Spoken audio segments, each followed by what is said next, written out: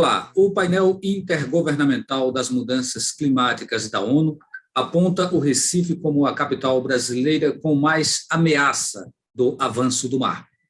No mundo, a posição é a 16ª. Além das condições geográficas, vários outros fatores interferem, potencializam esses riscos, principalmente as mudanças climáticas do planeta. Para falar sobre esse tema, conversamos no Opinião Pernambuco com Marcos Silva. Ele é doutor em Oceanografia Física e professor adjunto do Departamento de Oceanografia da Universidade Federal de Pernambuco. Lembramos que o programa Opinião Pernambuco também é exibido nas rádios Universitária FM 99.9 MHz e na Rádio Universitária AM Paulo Freire, de segunda a sexta, às 8h30 da manhã. Professor, seja bem-vindo. Vamos começar o programa falando sobre esses números aí, né, que são preocupantes, né? A gente ter esse score não é nada positivo, ou seja, o Recife é a cidade brasileira, é a capital brasileira com mais ameaça de ser invadida pelo mar. Como é essa história, professor? Essa história ela está relacionada a uma série de fatores, né? Uma combinação de fatores. O principal deles é que Recife tem um nível muito próximo do nível médio dos mares. E esse elemento faz com que a mudança do nível do mar traga águas para dentro da cidade do Recife. Outros elementos que também são importantes nessa composição de risco, né, que expõe Recife a esse risco elevado, está relacionado ao nível ou à alta taxa de ocupação habitacional, né? Recife ela tem uma média de habitacional muito alta de habitantes por metro quadrado dentro da cidade, um índice per capita de ocupação muito alto. E isso associa uma série de infraestruturas para a manutenção da cidade muito próxima da costa. Então, a gente tem muita população, uma zona muito próxima da linha costeira, com toda a sua infraestrutura próxima do mar. Então, por isso, a combinação desses fatores é que traz Recife com esse alerta e mostrando que Recife é a cidade mais vulnerável do país, ou uma das mais vulneráveis do país, com relação à elevação do nível do mar. O senhor apontou aí vários tópicos, né, que estão relacionados a esse risco de maior avanço das águas, né, do mar sobre a cidade. Então, a gente poderia destacar, professor, agora, inicialmente, a questão geográfica. Quando a gente fala que esse é um fator relevante, que geografia é essa? Que características são essas da cidade que potencializam esse avanço? Recife é uma cidade que foi ocupada, né? Ela foi dentro de um estuário, né? Recife ela é composta, como sua cidade, a planícies dentro de uma planície estuarina, né? Então, diferentemente de outras capitais costeiras, Recife ela é banhada por grandes rios, ou por rios, né? Que aí a gente tem o Rio Beberibe, o Rio Capibaribe e o Rio Tegipió, que cortam a cidade. E nós temos, dentro dessa planície, ela é rodeada por morros, né? Então, a gente tem a região de morros e que cercam essa planície estuarina, né? Que é diferente de outras cidades, de outras capitais, que tem um nível mais elevado com relação ao mar e que tem geografia diferente da geografia de Recife, né? Basicamente, Recife está dentro de um estuário e a gente tem um fluxo marinho que oscila 2 vezes ao dia. Então, a gente tem troca de águas entre água doce e salgada, né? A água dos nossos rios, dentro dessa planície estuarina, é salobra, né? É uma mistura de águas.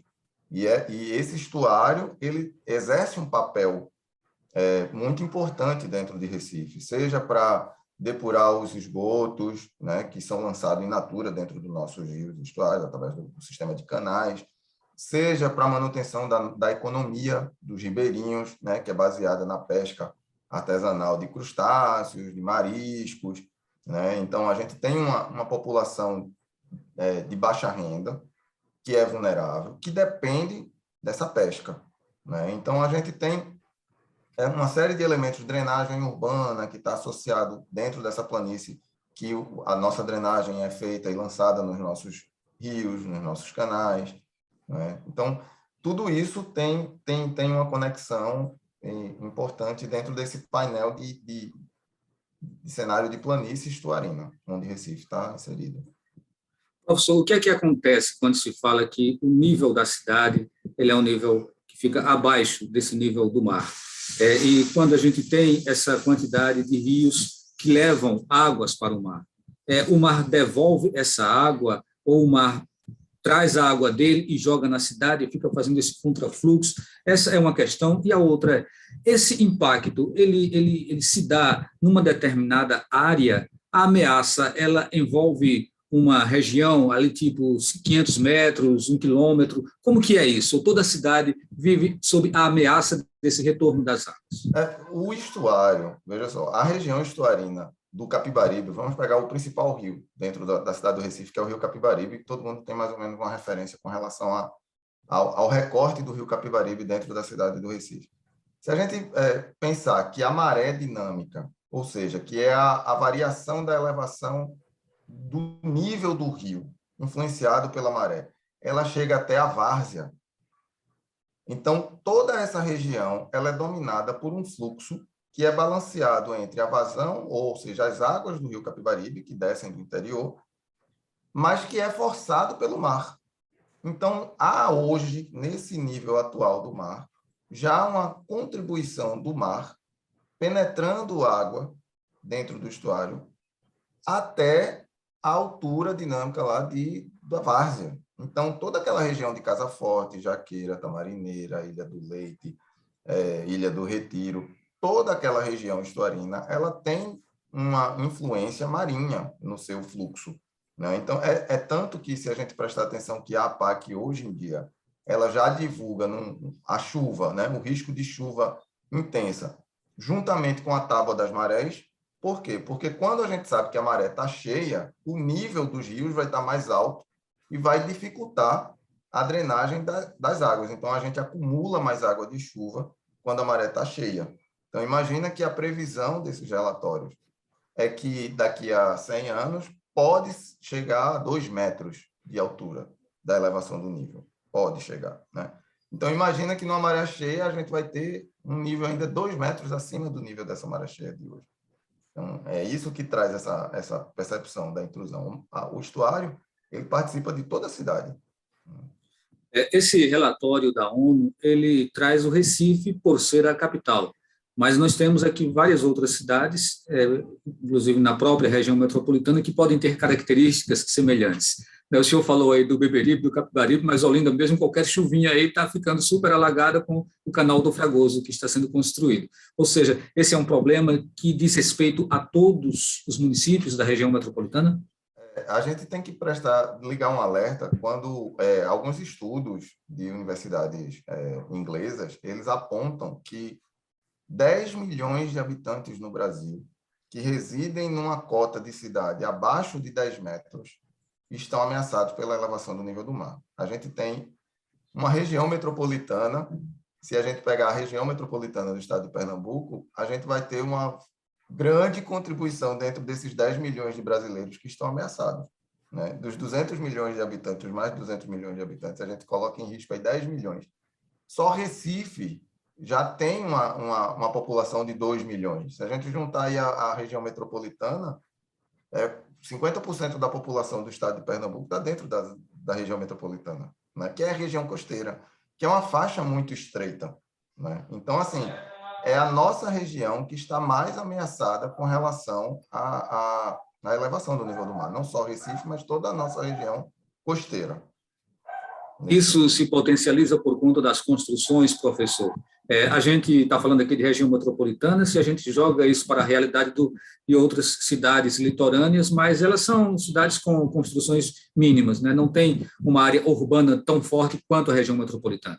Exato. E o histórico de patrimônio cultural que nós carregamos, né? Se a gente pensar nas outras cidades comparadas a Recife, Recife foi a primeira capital do Brasil, né? E a gente vai fazer 500 anos agora em 1537, e nós temos o primeiro plano urbanístico das Américas, né? Então, assim, nós temos um capital cultural e histórico associado a toda essa pressão de urbanização próxima da linha de costa, que também é um elemento que traz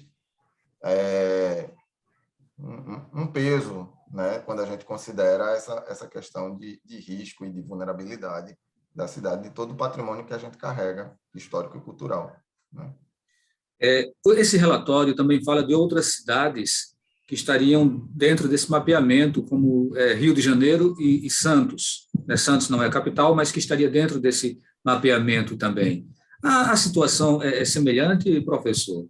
Existe especificidades em relação ao Recife, se a gente comparar com essas outras cidades brasileiras, e até mesmo se a gente fizer um comparativo com outras cidades de Países Baixos? Todas as cidades litorâneas do mundo sofrem risco, né? Se a gente pensar que numa faixa de 2% de território, a gente tem quase 60% da população mundial vivendo sobre ela, né? Se a gente pensar em região costeira, então todo o planeta está sofrendo risco. No caso do Brasil, a gente destaca essas cidades porque elas são cidades que são planas em sua região costeira e que têm influência dos estuários na manutenção dessa cidade. Então, assim, os estuários eles trocam fluxo, esgoto. Então, Santos é uma cidade, por exemplo, que o seu esgotamento sanitário depende do fluxo de maré e que sofre com problemas já hoje relacionados a marés meteorológicas, ou seja, as famosas ressacas. O Rio de Janeiro também hoje já sofre com ressaca. Então, se a gente jogar isso para um cenário de mudança climática, onde a gente tem elevação do nível do mar, essa elevação do nível do mar também vem com intensificação de vento, aumento dos eventos extremos. Então, a gente vai ter um incremento nas ressacas, um incremento nas chuvas extremas. Tudo isso tende a aumentar devido a esses efeitos. Então, a gente está pensando só na elevação do nível do mar, mas a gente tem que... O mar vai estar elevado, mas a gente ainda vai ter mais ressaca, mais temporal, mais chuvas intensas, extremas. Então, são esses elementos que jogam Santos e Rio de Janeiro também para esses cenários de cidades mais vulneráveis, né? Professor Marco Silva, no próximo bloco nós vamos trazer mais um pouco a reflexão sobre essa intervenção humana, né, nessas áreas, o que o homem está fazendo e o que o homem pode e deve deixar de fazer para minimizar os impactos desse avanço do mar. Então, a gente faz um intervalo e volta daqui a pouquinho.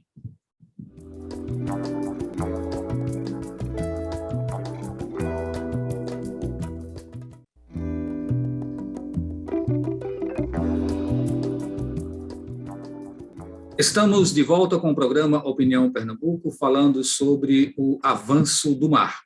E aí, nosso convidado é o professor Marcos Silva. Ele é doutor em Oceanografia Física e professor adjunto do Departamento de Oceanografia da Universidade Federal de Pernambuco.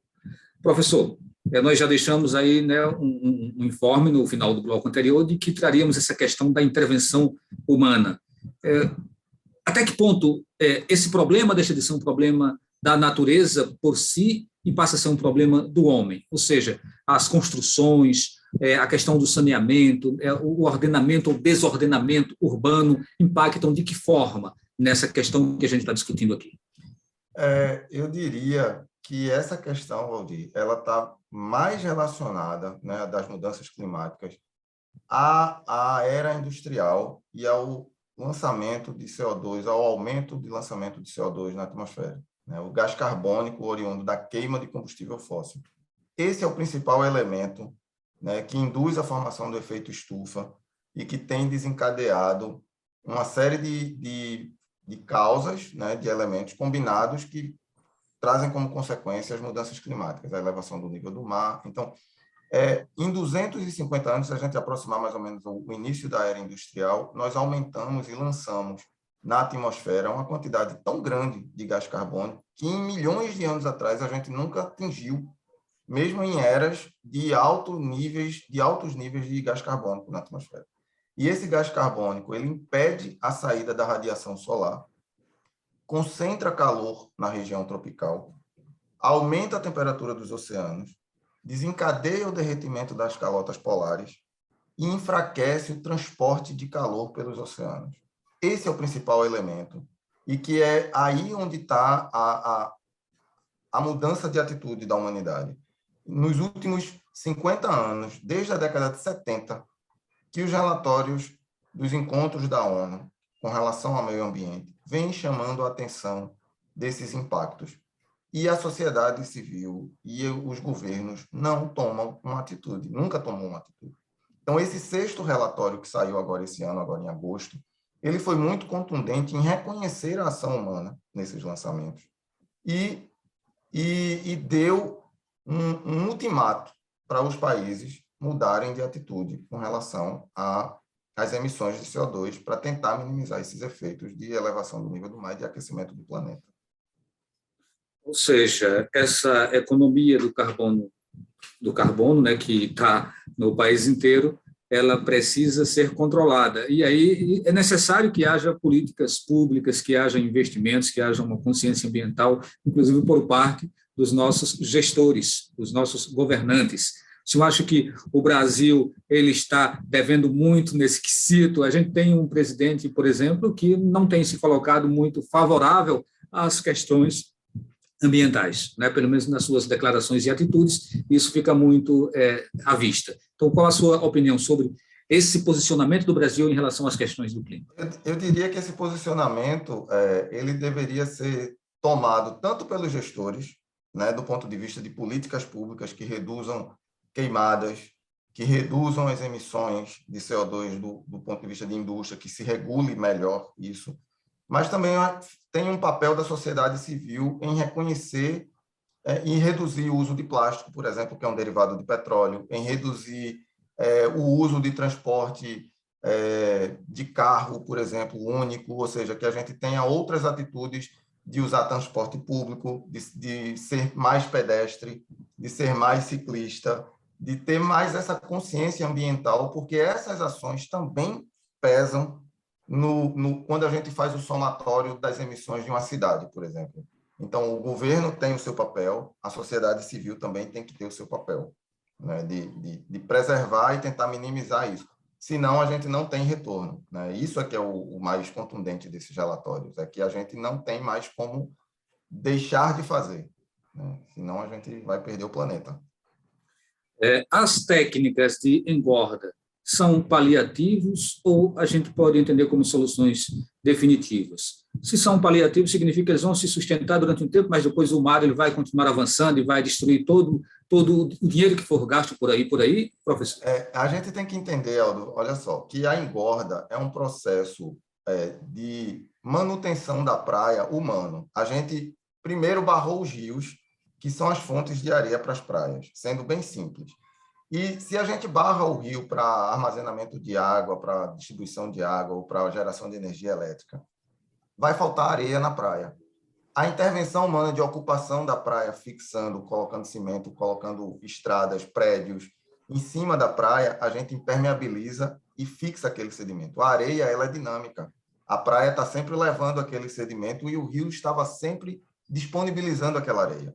Então, se a gente não tem mais o rio disponibilizando a areia, a ação de reposição tem que ser humana, mas ela não pode ser fixa, ela vai estar em movimento. Então, a engorda é sempre necessária. O que a gente pode fazer é estudar o mar para a gente diminuir essa taxa de transporte, reduzir a energia dessa onda que está chegando na praia, reduzir a intensidade das correntes, para diminuir o tempo de reposição. Mas a reposição ela vai ter sempre que ser necessária, porque é uma ação humana em substituição da natureza. Existe um modelo, me parece pelo que o senhor coloca, não existe, né? Um modelo fechado de engorda. Tipo, a experiência de Jaboatão não se aplica à realidade de Boa Viagem. O caso de Balneário Camboriú, que agora, com a engorda, começaram a surgir tubarões, né? E a população está em pânico, porque mexeu, desequilibrou ecologicamente. Então, assim, cada situação, cada caso é um caso, professor? Qualquer intervenção que você faça na região marinha, ela tem que ser pensada de forma integrada e tem que ser baseada numa série de estudos. Então, você tem que estudar, integrar diferentes conhecimentos. A oceanografia, por base, ela é uma ciência multidisciplinar, fundamentada em 4 grandes áreas: oceanografia biológica, química, física e geológica. Se você mexe em uma dessas, você pode induzir falhas em outras questões. Então, estudar primeiro, conhecer, caracterizar e integrar essas soluções. Não adianta uma solução para Recife, porque a gente pode transferir o problema para Olinda, e uma solução em Olinda pode transferir o problema para Paulista.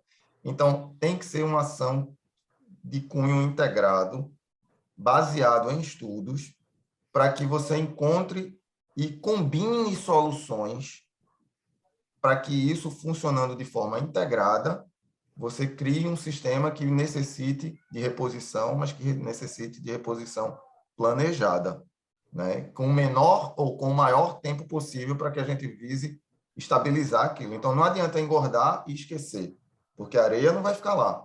A energia da onda está batendo lá, ela vai transportar aquela areia.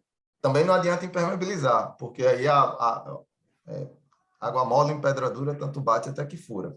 Então, a gente tem que estudar e entender como é que funciona o sistema e prever reposição para manutenção daquela praia, para que não falte sedimento e a gente tenha a praia avançando sobre os equipamentos urbanos, né, urbanísticos que estão lá presentes, por exemplo. Eu vou levar a discussão novamente para a orla de Olinda, que tem aqueles diques, que são diques enormes, que foram construídos há décadas, e que a impressão que se dá é que eles têm sustentado um avanço mais intenso do mar.